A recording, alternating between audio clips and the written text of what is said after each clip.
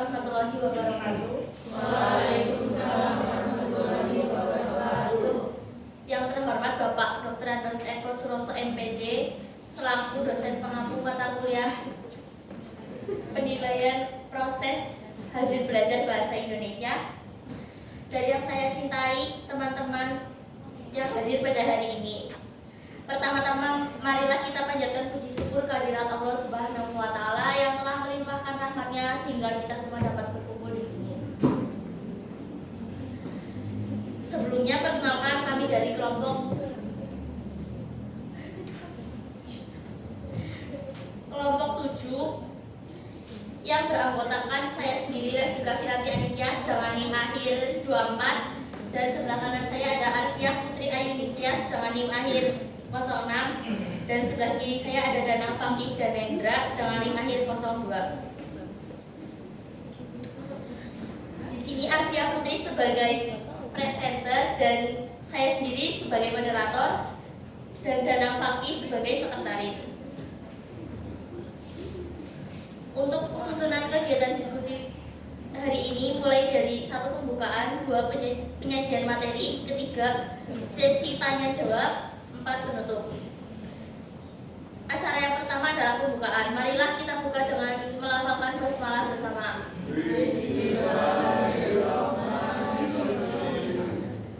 Selanjutnya penyajian materi oleh presenter kepada Mbak Arya, dipersilakan. Ya. Terima kasih karena sudah memberikan kesempatan kepada saya. Assalamualaikum warahmatullahi wabarakatuh. Waalaikumsalam warahmatullahi wabarakatuh. Gimana nih kabarnya teman-teman? Sehat ya, alhamdulillah ya. Ya, saya Arfiah Putri Ayu Nitya. Di sini saya akan mempresentasikan dan menjelaskan tentang materi penilaian proses hasil belajar. Langsung saja untuk materinya. Yang pertama, ya, pengertian penilaian proses hasil belajar. Di sini saya sudah mengumpulkan beberapa pengertian menurut ahli. Yang pertama menurut Sujana, penilaian hasil belajar adalah proses pemberian nilai terhadap hasil-hasil belajar yang dicapai siswa dengan kriteria tertentu.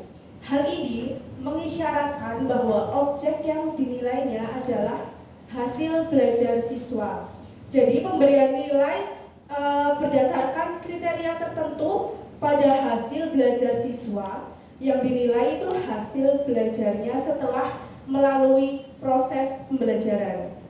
Kemudian menurut Woodward, hasil belajar merupakan perubahan tingkah laku sebagai akibat dari proses belajar. Jadi setelah siswa mengikuti proses pembelajaran, maka pencapaian yang diperoleh dari hasil belajar yaitu dari segi etika dan tingkah lakunya. Kemudian selanjutnya, menurut Susanto, hasil belajar yaitu perubahan-perubahan yang terjadi pada diri siswa, baik yang menyangkut aspek kognitif, afektif, dan psikomotor sebagai hasil dari kegiatan belajar. Nanti di slide berikutnya kita akan mengulas kembali lebih lanjut tentang aspek kognitif, afektif, dan psikomotor. Selanjutnya yaitu menurut Kunandar, kompetensi atau kemampuan tertentu baik kognitif, afektif, maupun psikomotorik yang dicapai atau dikuasai peserta didik setelah mengikuti proses belajar mengajar. Jadi, penilaian proses hasil belajar adalah pengukuran terhadap proses belajar siswa yang mengalami tahapan pembaruan ke arah yang lebih positif.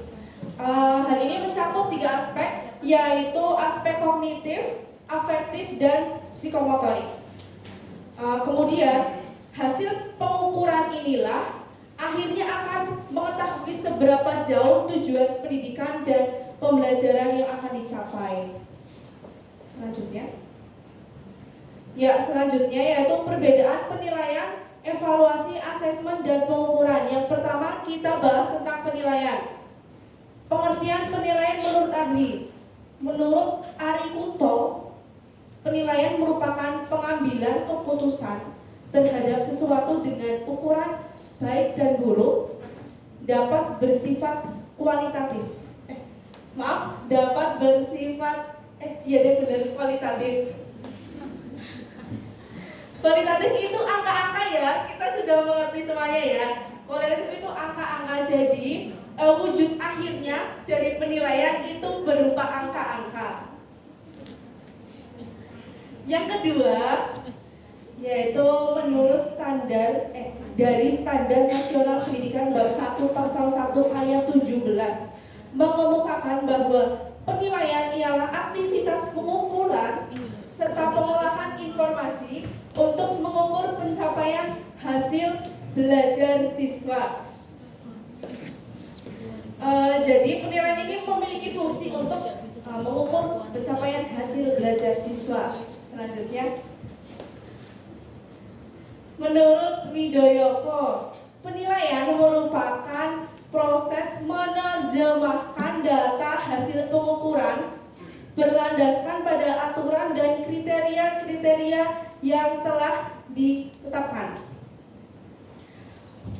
Pengukuran yang berlandaskan pada aturan yaitu contohnya pengukuran yang berkaitan dengan etika, sikap, dan perilaku. Yang kemudian dengan adanya penilaian ini dapat diterjemahkan atau dialihkan menjadi ke dalam bentuk angka-angka. Kemudian menurut Griffin dan Nix dalam buku Abdul Majid mendefinisikan penilaian sebagai suatu pernyataan berdasarkan sejumlah fakta untuk menjelaskan karakteristik seseorang atau sesuatu. Kemudian selanjutnya yaitu menurut Mundirarto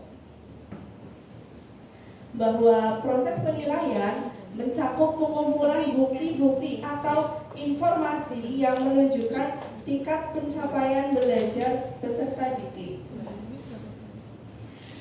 Jadi dapat disimpulkan bahwa penilaian merupakan metode untuk mengukur pencapaian hasil belajar siswa dengan mengumpulkan dan mengolah data hasil proses belajar mengajar sehingga dapat menggambarkan perkembangan belajar dan menjelaskan informasi tentang ketercapaian kompetensi yang ditetapkan. Contoh dari penilaian yaitu guru menilai prestasi belajar siswa, kemudian supervisor menilai kinerja guru, itu termasuk dalam penilaian. Next slide.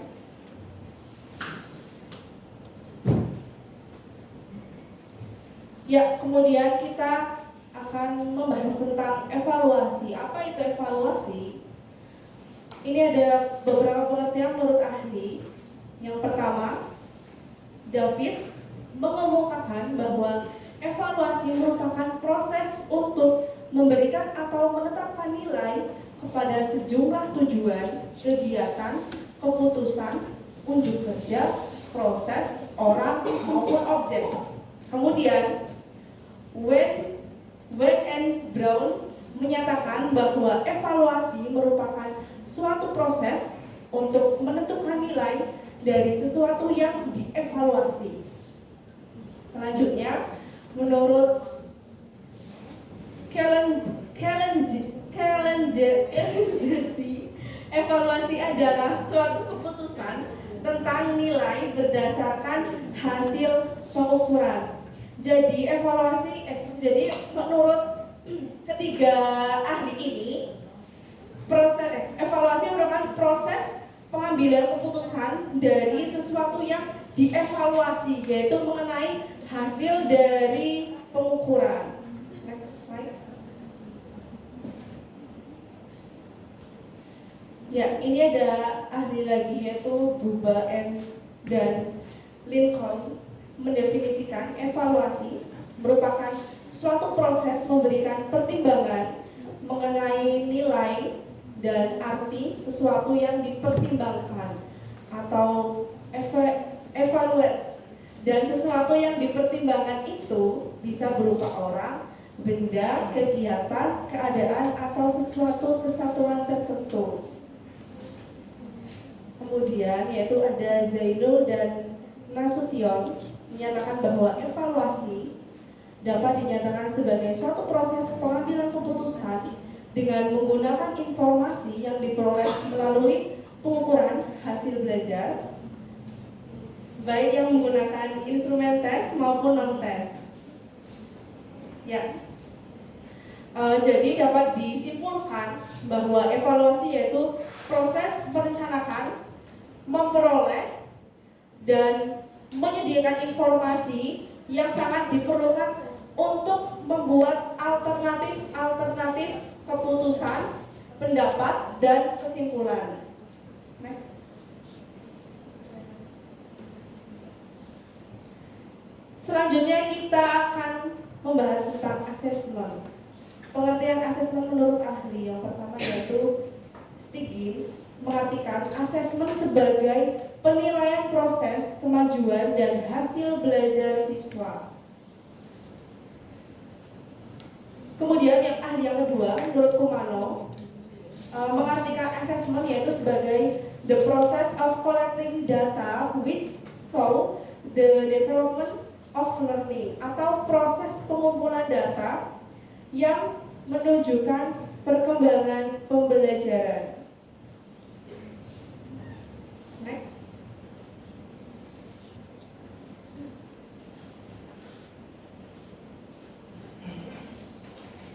Ya, selanjutnya menurut Wiggins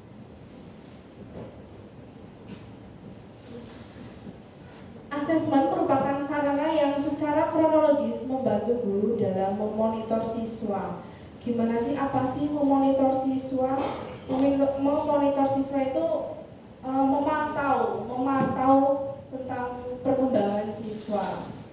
Kemudian menurut Marzano menyatakan bahwa asesmen merupakan proses mengungkap penguasaan konsep siswa, tidak hanya mengungkap konsep yang telah dicapai, akan tetapi juga tentang proses perkembangan, bagaimana suatu konsep tersebut diperoleh.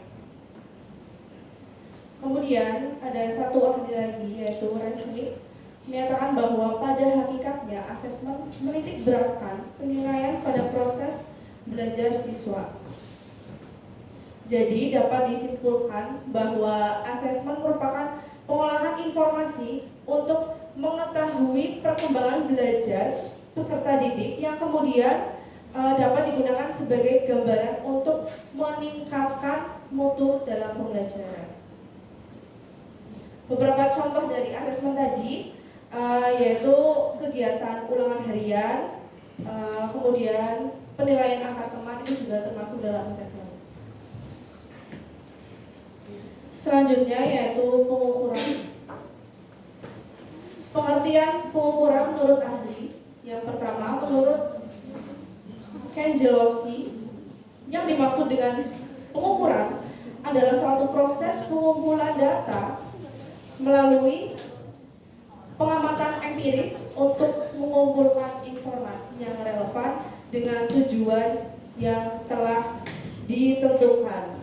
Apa sih pengamatan empiris? Jadi pengamatan empiris itu penelitian yang mengamati peristiwa dan fenomena di lingkungan siswa. Jadi guru itu dapat melihat peristiwa antar yang ada ketika proses pembelajaran itu secara langsung itu dapat dilihat. Kemudian menurut Al-Wasilah, pengukuran merupakan proses yang mendeskripsikan kemampuan siswa dengan menggunakan suatu skala kuantitatif, tadi angka-angka, sedemikian rupa sehingga sifat kualitatif dari kemampuan siswa tersebut dinyatakan dengan angka-angka. Next. Ya, di sini masih ada 3 ahli. Yang pertama, Ari Kunto dan Jabar menyatakan pengertian pengukuran sebagai kegiatan membandingkan suatu hal dengan satuan ukuran tertentu sehingga sifatnya menjadi kuantitatif. Menurut Zainul dan Nasution, pengukuran memiliki 2 karakteristik utama, yaitu penggunaan angka atau skala tertentu. Kemudian, menurut suatu aturan atau formula tertentu. Dari ahli yang terakhir menyatakan bahwa pengukuran adalah penetapan angka bagi individu dengan cara sistematis yang mencerminkan sifat atau karakteristik dari individu tersebut. Jadi dapat disimpulkan pengukuran adalah kegiatan membandingkan hasil observasi dalam bentuk kuantitatif atau penetapan angka-angka untuk mengukur kemajuan belajar peserta didik. Nah, materi selanjutnya yaitu hal yang dibahas dalam penilaian proses hasil belajar. Jadi apa aja sih yang harus dibahas dalam penilaian proses hasil belajar? Di sini mencakup 3 hal atau 3 aspek atau 3 bidang. Yang pertama yaitu kognitif, yang kedua afektif, dan yang ketiga psikomotor. Kita bahas yang pertama dulu yaitu kognitif. Kognitif yaitu mencakup kegiatan mental atau aktivitas otak dan proses berpikir. Ini merupakan level paling dasar untuk melihat perkembangan kemampuan peserta didik dalam memahami materi ketika pembelajaran. Berkaitan dengan pengetahuan yaitu berupa kemampuan menghafal, menafsirkan, dan lain-lain yang ada hubungannya dengan bidang pengetahuan. Kemudian yang kedua yaitu afektif, berkenaan dengan sikap dan perilaku seseorang. Jadi dilihat dari sikap dan nilai sosialnya. Yang paling menonjol yaitu dari segi wataknya yang mencakup perasaan, sikap, dan emosi yang ditunjukkan sehari-hari dalam proses belajar mengajar. Yang terakhir yaitu psikomotorik, berkenaan dengan bentuk keterampilan atau skill dan kemampuan bertindak pada individu. Ya, ranah dari psikomotorik itu berhubungan dengan aktivitas fisik, misalnya lari, melompat, memukul, melukis, menari, atau skill yang dimiliki siswa lainnya. Ya. Dari segi jenisnya itu mencakup beberapa macam, diantaranya yaitu penilaian formatif, sumatif, diagnostik, dan selektif. Yang pertama, penilaian formatif, yaitu penilaian yang dilakukan pada akhir kegiatan belajar mengajar. Contohnya yaitu ulangan harian, kemudian penilaian antar teman, dan lain-lain. Selanjutnya, penilaian sumatif adalah penilaian yang dilakukan pada akhir semester dan akhir tahun. Contohnya yaitu penilaian tengah semester dan penilaian ulangan akhir semester. Ketiga, yaitu penilaian diagnostik adalah penilaian yang dilakukan untuk melihat kelemahan siswa dan mencari faktor penyebabnya dan dilakukan dalam keperluan bimbingan belajar, bimbingan remedial, dan lain sebagainya. Ya, dapat diketahui ketika kita melakukan ulangan harian, kemudian ada siswa yang memiliki nilai di atas rata-rata dan di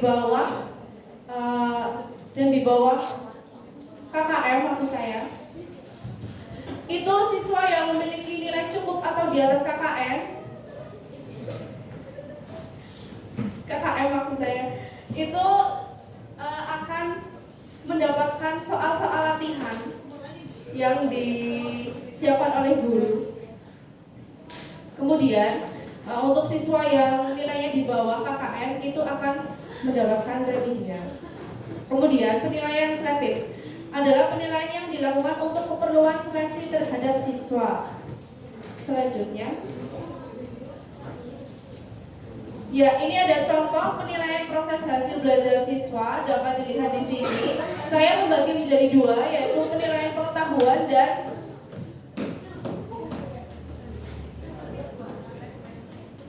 pengetahuan dan keterampilan. Yang pertama kita lihat dulu yang pengetahuan. PH di situ penilaian harian. Penilaian harian itu mencakup ulangan harian, remedial, tugas, dan rata-rata dari ketiga nilai tersebut. Kemudian ada kolom untuk penilaian akhir semester dan penilaian akhir tahun. Kemudian ada kolom untuk nilai akhir, nilai rapor, dan predikat. Ya, di sini dari segi keterampilannya, yaitu yang dinilai yaitu kompetensi dasar itu ada 4 aspek. Yang pertama praktek, produk, proyek, dan portofolio. Kemudian ada kolom untuk penilaian akhir semester atau penilaian akhir tahun, kemudian nilai akhir dan nilai rapor. Di sini saya memberikan contoh penilaian hasil belajar siswa berdasarkan kurikulum terbaru, yaitu kurikulum Merdeka. Ya, saya punya pantun nih.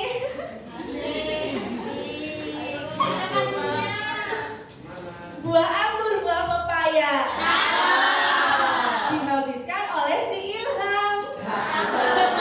Sekian presentasi dari saya. Silakan ditanya jika belum paham.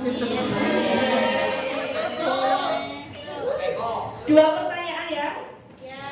Silakan Ratri dan Nofrin.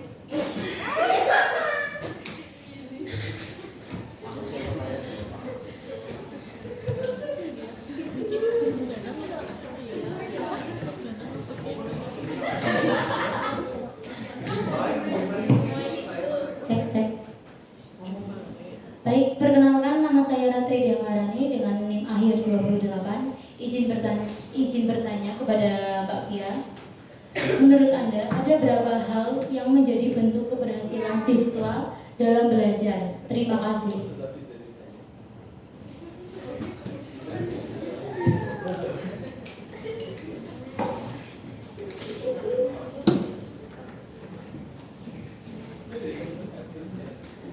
Ya, saya Novin Anggit Laksani, NIM akhir 17, izin bertanya kepada Mbak Arfia. Jelaskan secara lebih singkat terkait perbedaan penilaian, asesmen, evaluasi, dan pengukuran. Terima kasih. Ya, terima kasih untuk Mbak Ratri dan Mbak Nofrin atas pertanyaannya.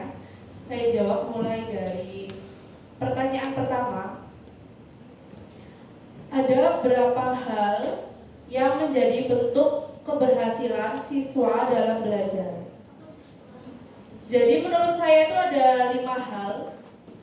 Yang pertama, siswa harus memiliki pengetahuan dan wawasan baru yang lebih luas. Kedua, siswa menemukan keterampilan dan minat dalam belajar serta mampu meningkatkannya agar lebih baik dan profesional.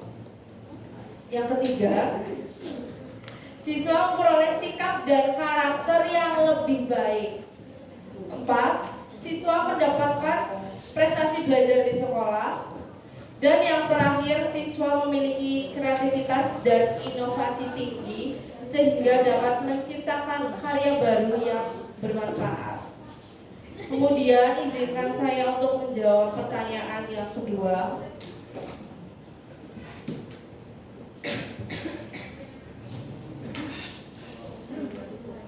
Jelaskan secara lebih singkat terkait perbedaan antara penilaian, asesmen, evaluasi, dan pengukuran. Ya, jadi saya akan menjelaskan Singkat saja, penilaian adalah proses pengumpulan informasi, sedangkan asesmen adalah pengukuran kinerja atau karakteristik. Dan evaluasi adalah penilaian yang lebih luas dan strategis. Selain itu, ada pengukuran, yaitu proses kuantitatif atau kualitatif untuk mengukur sesuatu.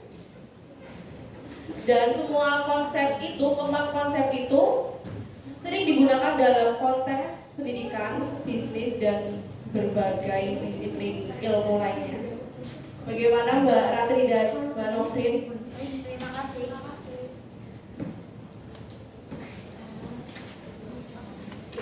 Ya, demikian presentasi dari kelompok kami. Kurang dan lebihnya mohon maaf. Mari kita tutup dengan melafalkan hamdalah bersama. Alhamdulillahirobbilalamin. Sekian, wassalamualaikum warahmatullahi wabarakatuh. Waalaikumsalam.